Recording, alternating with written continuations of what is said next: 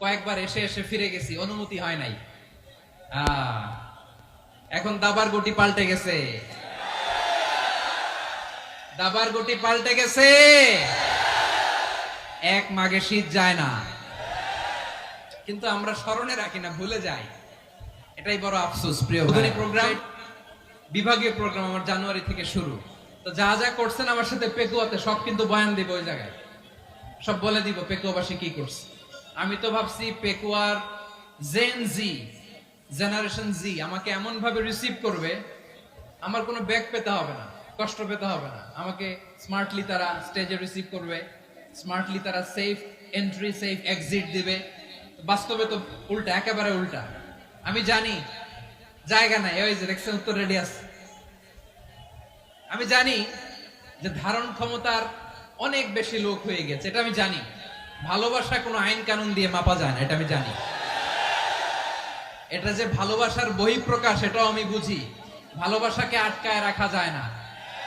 এটা যে ভালোবাসার অগ্নিস্ফুলিঙ্গ, এটারে কোনো কিছু দিয়ে দামায় রাখা যাবে না, এটা আমি টের পাই।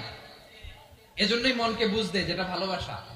মেহেরবানি করে অল্প কয়েকটা মিনিট একটু সুশৃঙ্খল আমার সাথে থাকতে হবে, আল্লাহর ওয়াস্তে, আল্লাহর ওয়াস্তে।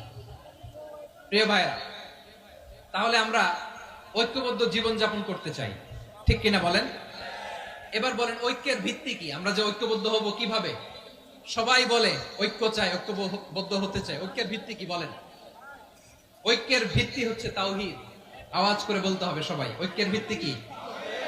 যেই বলবে লা ইলাহা ইল্লাল্লাহ, ও আমার ভাই, তার জন্য আমার হৃদয়ে দরদ, মায়ামাখা দরদ, ভালোবাসা আছে না নাই? তাওহীদ। এই মুসলিম উম্মার ঐক্যের ভিত্তি তাওহীদ। পেকুয়ার ভাইরা মনে রাখেন, মেসেজগুলো মনে রাখেন। মুসলিম উম্মার ইউনিটি, ঐক্য, এটার ভিত্তি হচ্ছে তাওহীদ। যেই পড়বে লা ইলাহা ইল্লাল্লাহ, সে আমার কি? এজন্য বিষ্ণুই বলেন, মান ক্বালা লা ইলাহা ইল্লাল্লাহ, যে ব্যক্তি বলবে লা ইলাহা ইল্লাল্লাহ মুখলিসান মিন কলবিহি, অন্তর থেকে যে পড়বে লা ইলাহা ইল্লাল্লাহ, দাখালাল জান্নাহ,